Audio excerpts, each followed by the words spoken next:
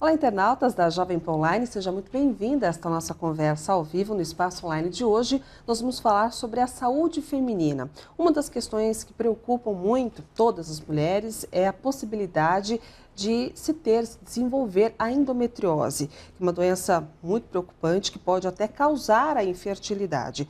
E sobre isso que nós vamos conversar a partir de agora com a doutora Rosa Maria Neme, ela que é doutora em ginecologia pela Faculdade de Medicina da USP e também diretora do Centro de Endometriose São Paulo, localizado na Zona Sul aqui da capital paulista. Doutora Rosa, muito obrigada por sua presença. Uma boa tarde. Boa tarde. Doutora, esse tema, endometriose, ainda preocupa muitas mulheres? Preocupa bastante, principalmente porque a endometriose hoje em dia é uma doença muito prevalente entre as mulheres. Então, acredita-se que mais ou menos 15 a 20% das mulheres elas tenham endometriose hoje, em idade reprodutiva, então que são aquelas mulheres que menstruam. Então, é uma doença bastante comum, é uma doença bastante preocupante, porque o diagnóstico ele realmente é muito difícil. E quando o diagnóstico é feito, na grande maioria das vezes a doença já se encontra em um estágio bastante avançado, então causando dores, causando a infertilidade. Então é uma doença bastante preocupante mesmo.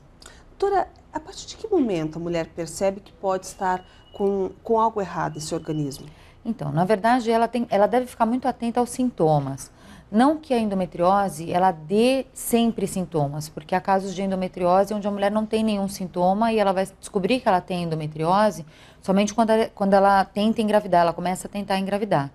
Mas sintomas como cólica menstrual, então, e principalmente cólicas menstruais de forte intensidade, aquelas incapacitantes que nós chamamos, que são aquelas cólicas que levam a mulher ao hospital para tomar medicações, ou dores nas relações sexuais, ou se não, a própria infertilidade, a dificuldade para engravidar por mais de um ano, sintomas intestinais na época da menstruação, por exemplo, dificuldade para evacuar, ou às vezes o intestino mais solto na época da menstruação, ou dores para evacuar na época da menstruação, são sintomas que são muito frequentes nos casos de endometriose. Então, ela deve dar um pouco de atenção a esse tipo de sintomas justamente para se fazer um diagnóstico mais rápido e procurar sempre o ginecologista nesses casos. Existe uma relação, doutora, uma relação de porcentagem, quantos por cento dos casos de endometriose pode chegar à infertilidade? Mais ou menos, acredita-se que dos casos de endometriose, cerca de 40%, mais ou menos, 40% das mulheres cheguem a ter infertilidade.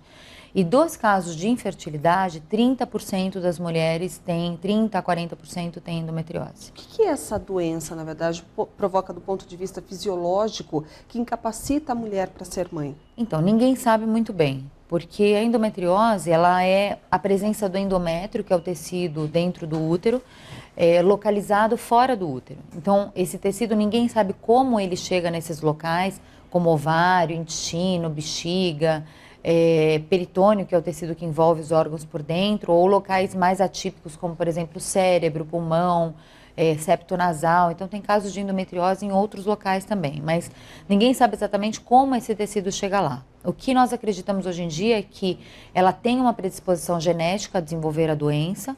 Junto com isso, ela tem um distúrbio da defesa do corpo dela que não consegue combater a presença desse tecido nesses locais. E o estrógeno, que é o hormônio que o ovário produz, ele alimenta o crescimento da doença. E por isso que dá em mulheres que menstruam, na fase menstrual. E aí essa doença começa a crescer. Quando ela começa a crescer, ela gera, todo mês, conforme a mulher tem um estímulo hormonal para menstruar normalmente, ela gera um aumento do estímulo desses focos de endométrio localizados fora do útero. E é como se ela menstruasse nesses outros locais, no ovário, no intestino, na bexiga.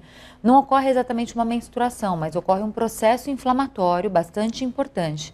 E esses sintomas, esse processo inflamatório que causa todos os sintomas de dor. Então, o sintoma mais prevalente, sem dúvida nenhuma, da endometriose hoje em dia é dor. Dor seja na hora da relação sexual, na profundidade, seja na forma de cólica menstrual, seja no intestino, se ela estiver localizada no intestino, seja dor na bexiga na hora da micção, na época da menstruação. Então, são sintomas muito comuns. Doutora, essa infertilidade provocada pela endometriose, ela é irreversível? Então, não. Depende de caso a caso, porque como é um processo inflamatório, alguns casos a gente consegue tirar a doença, operar a paciente, retirar essa doença e a partir daí ela consegue engravidar, mas casos muito precoces, casos onde o diagnóstico ele é muito precoce. Como é um processo inflamatório, a lesão a longo prazo faz com que os órgãos dentro da barriga da mulher comecem a grudar uns nos outros, justamente por uma defesa do organismo. Então, o organismo tenta se defender daquele processo inflamatório e começa a grudar o ovário, na trompa, no útero, o intestino. Então, isso faz com que ela tenha, às vezes, uma infertilidade que nós chamamos não irreversível, mas uma infertilidade onde ela não conseguirá engravidar por formas naturais. Ela consegue engravidar por meios artificiais, pela reprodução assistida, mas naturalmente ela vai acabar não conseguindo engravidar. Então, o tratamento cirúrgico, às vezes, ele nos ajuda também a tentar reverter esse quadro. Então, a gente tem casos de mulheres que têm endometrioses bem avançadas, que são operadas e a gente consegue reconstituir a anatomia toda dela e, eventualmente, ela no pós-operatório, ela conseguir engravidar naturalmente. Doutora, o fluxo menstrual intenso pode ser um sinal dessa doença? Então, o fluxo, a irregularidade menstrual, o fluxo aumentado, normalmente não é um sintoma típico de endometriose. Ele é representativo de outras doenças que podem ser associadas à endometriose. Então, existe uma doença que se chama adenomiose, onde o endométrio que está dentro do útero, ele infiltra o músculo do útero. Que em alguns autores fora do Brasil até chamam de como se fosse uma endometriose interna, uma endometriose do útero. Mas o nome mais correto é adenomiose, e que faz com que o útero fique mais mole, mais amolecido e com uma dificuldade de se contrair na hora da menstruação, e com isso essa mulher tem um fluxo maior. Então, a relação maior não é com a endometriose. A endometriose é uma doença inflamatória, uma doença que tem um componente mais ligado à dor. A infertilidade também, ninguém sabe exatamente o porquê. Algumas mulheres que têm a anatomia totalmente preservada e às vezes têm pequenos focos de endometriose não conseguem engravidar.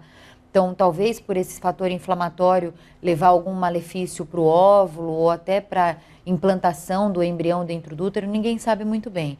Mas os dois principais sintomas, sem dúvida nenhuma, são dor e infertilidade, não o sangramento.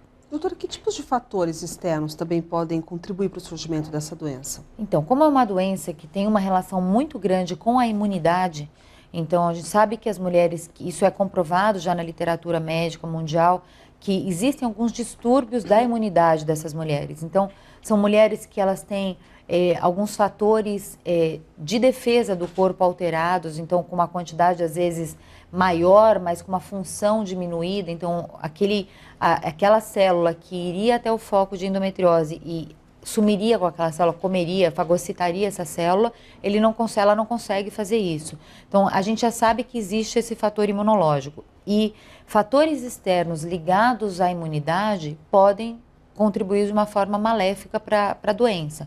Então, por exemplo, o estresse diário. Então, a gente sabe que o estresse é o principal fator que hoje diminui a imunidade no corpo da mulher e que tem muita relação com a endometriose.